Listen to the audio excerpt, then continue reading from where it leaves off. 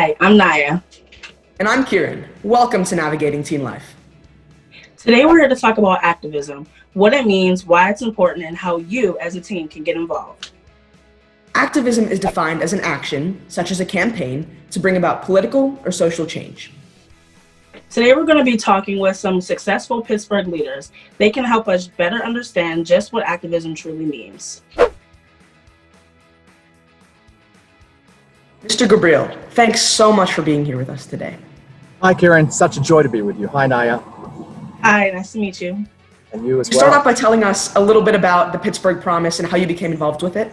Sure. So I am a youth worker, and for all of my, really from young adulthood until now, I've been working with kids. And in 1985, a little while back, my wife and I started a youth program on the north side of Pittsburgh called the Pittsburgh Project, which I had the joy of leading for 23 years and fully expected to do that work for the rest of my life.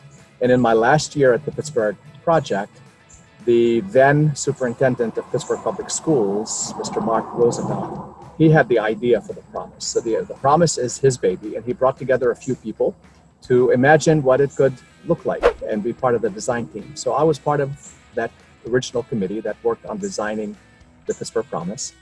And once the design was done, somebody had to take care of the baby. So Mr. Roosevelt and the board of directors of the founding board of the Pittsburgh Promise asked me if I would do that. So I called him, called the Promise his baby, and called me his nanny.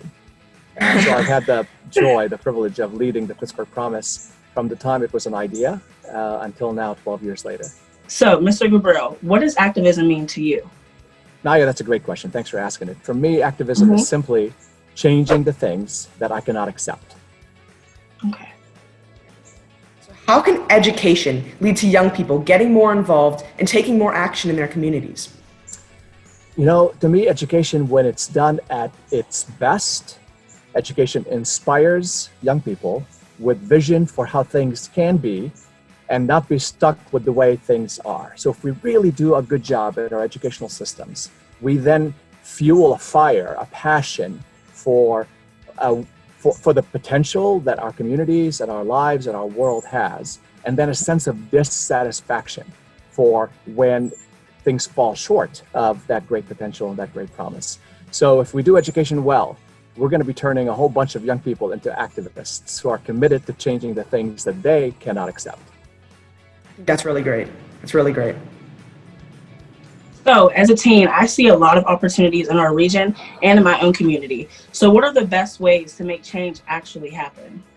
You know, it depends on so many factors. And one of them, and in my opinion, both of those are equally important and both have to be done simultaneously.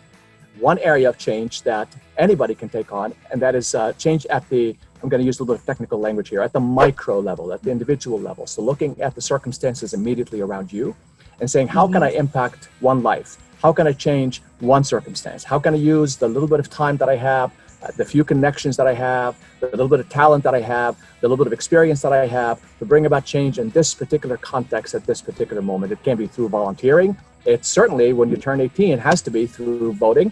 It can include, writing letters and taking on the powers that be. But then on the macro level, on the systems level, identifying the systems that are becoming hurdles, that are becoming roadblocks. So what are the systems? And in my life, for 23 years at the Pittsburgh Project, before I came to the Promise, my focus was on the micro, on the individual level, serving one kid at a time, one family at a time, fixing one house at a time. Then when we made the shift to the Pittsburgh Promise, we went from the micro, from the individual, to the systemic side of things, leaning on the urban public school system in Pittsburgh to deliver better results, because we owe it to all of our kids to do that. Providing opportunities at a systems level for, not just to provide a scholarship here and there for one or two kids, but to make higher education accessible to every kid who lives in the city and every kid who graduates from our urban public schools. Systems, neighborhoods where kids live need to be places that inspire creativity and vision and imagination, and places that are conducive to learning.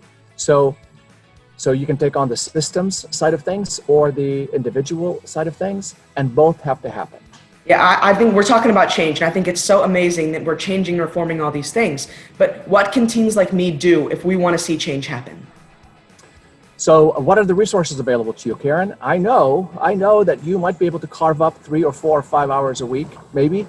Can you take half a day a week to get involved in a cause that's important to you? So what are the causes that are important to you? What are the things that really either inspire you or make you angry?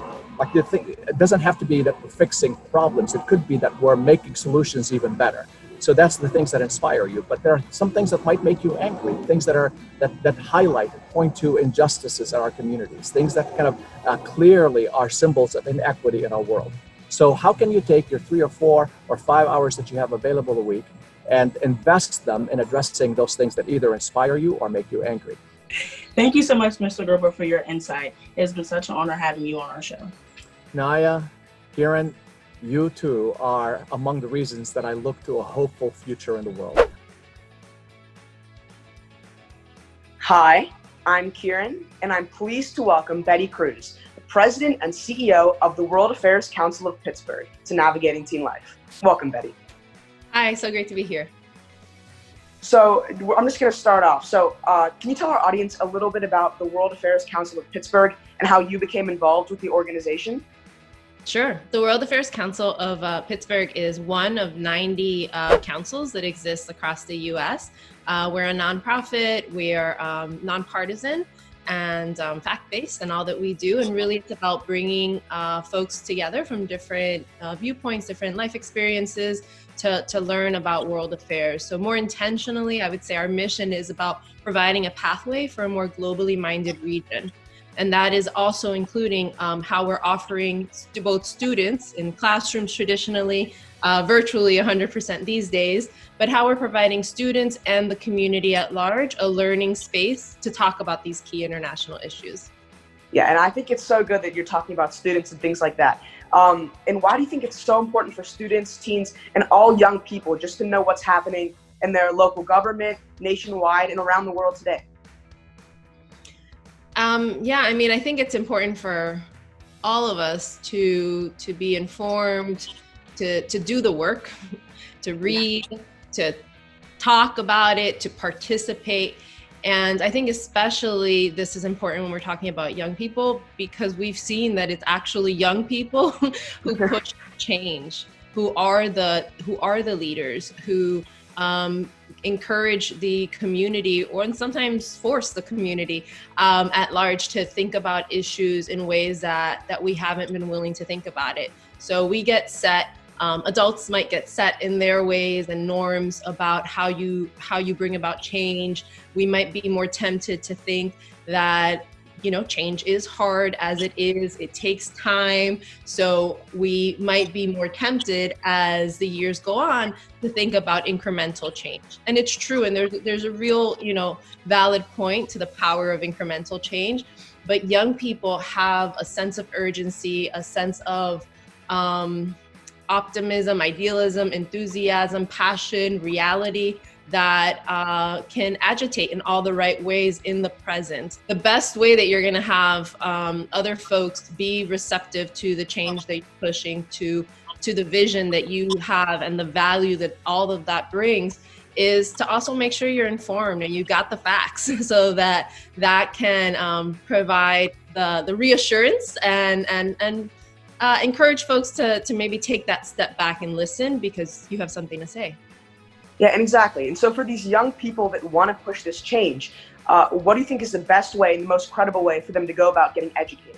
I just think there's such a mix and wealth of ways that we can get information, right? And that also means that there's a wealth of ways that we can get misinformation, disinformation. So it has to be that balance of like, what is the platform that's resonating? What are the places that young people trust and are excited about turning to? And making sure that we're doing our homework there too, right? Not taking it at face value because it's on, fill in the blank space, then it must be true. So I think the best way is just to go and get multiple sources and just research the best sources that you think are possible. And honestly, a lot of the things that I get are from social media apps like TikTok and YouTube and Twitter and all these things. So you just have to make sure you're getting the right information. So yeah, and then with all of that, you can follow, right? So whether it's TikTok or whether it's Insta, you can follow pages that are trusting, partisan, locally public source plays that role. But I think that yeah, finding the medium that speaks to you, and sometimes it's not like the temptation with all of that is making it so hyper customized and only following the places that you want to know about, that you turn off to places that you don't align with, that you don't you're not receptive to, and then you might not be aware of what that perspective is thinking or saying about something. So again, I think there it's about showing up, do the work, read the articles, watch the news stories, and I don't mean that in an as how it might sound, yes. Directed just to young people. I say this to my parents. I say this to everybody. Read the story, right? We've gotten to a place that we don't read. We want to just skim it, process it, and move on. And you have to find ways that speak to you and that we can actually do the work and then participate, right? Yeah. So you participate by whether you're sharing information, whether you're having a conversation with folks, whether you are writing an op-ed to whatever publication, but there's lots of ways to participate. And I think ultimately, if young people are moving towards that goal of, I want to participate, I want to figure out the steps to do something, then the other stuff will hopefully fall into place. Yes, and I think the most important thing is just to be open-minded, because like you said, you see these things and you choose to block out the things that you don't agree with. But I think the best thing that you can do is to take in all of the information from all of the sides and just form your own opinions around what you've heard from those. You can't be closed-minded and push away the things that you don't agree with. So for these young people that want to get involved, they want to make a change, but they don't know where to start, what do you suggest for those cases?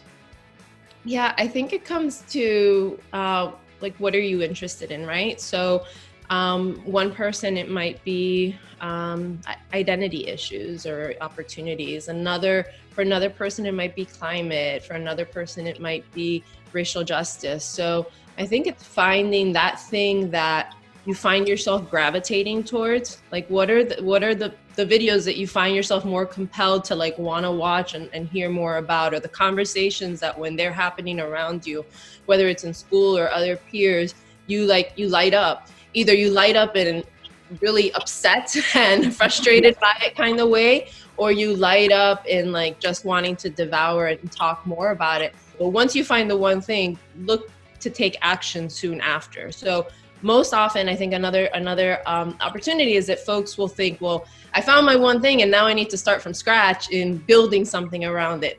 No, there's probably someone on this planet that also shares your passion about that issue. And I'd say step number 2 is, how do you align yourself with who's already doing the work, or at least learning about them, even if you choose not to align yourself with them. So I just think it's great that it doesn't have to be one of these huge issues. I mean, if you're passionate about that, that's great. But you can be passionate about so many things, anything you're interested in. And I think that's the great thing about the World Affairs Council of Pittsburgh and compelling young people to give their voice and speak for what they believe in. So I thank you so much for sharing all of your great information with us. My pleasure. Thank you so much.